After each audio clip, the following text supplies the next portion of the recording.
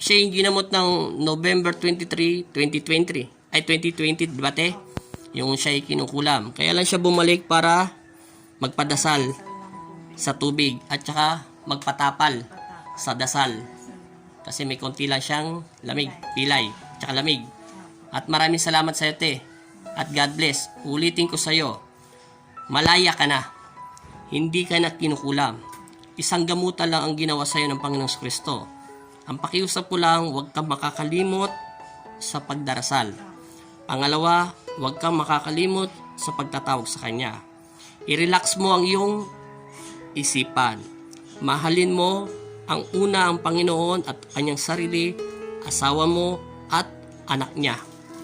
Pangatlo, maging totoo ka sa sarili mo. Huwag kang matakot. Lahat tayo ay mahal ng Diyos. Importante, pinalaya ka na ng Panginoon Kristo, wala na sa'yo nangungulam at malakas ka na. Yan tubig niyan ay binigay ng Panginoon Kristo, 14 days ang bisa niyan, te. Pwede mo siyang ipaligo, lahat ng kinakain mo ay pwede mo siyang inom, pagkatapos mo kumain, uminom ka niyan. Ngayon, yan tubig niyan ay may bisa din. Kung sino may sakit sa anak mo, sino man mga bata, kapitbahay mo, pwede mo siyang painumin. Huwag mo lang hahayaan maubos yan. Kasi, pero pag maliligo ka, isang baso mo lang ilalagay doon sa timba o sa planggana para kumalat yung dasal. Pwede rin yan sa mga galis-galis, eksema, kahit sinong tao. Ha? Kompletong dasal yan. Malakas ang tubig niyan. Lahat yan ay tatanggalin kung anumang negatibo ang nasolve ng katawan mo. Maraming salamat po, ate. Wala nang sakit. Magaling ka na. Kaya ka lang pumunta rito at padasal. Yung nilagay ko sa yung tapal sa noo mo at saka sa balikat mo, sisip-sipin niya yung pilay mo at lamig. Inayos ko lang yun. Importante, malaya ka na. Pero maayos ang mukha mo rito. Hindi, kaya yung mukha niya ngayon. Oo. Di ba? Okay na to, te, ha? Maraming salamat po. Medyo naging bata mukha mo rito. Bata pa naman, kuya.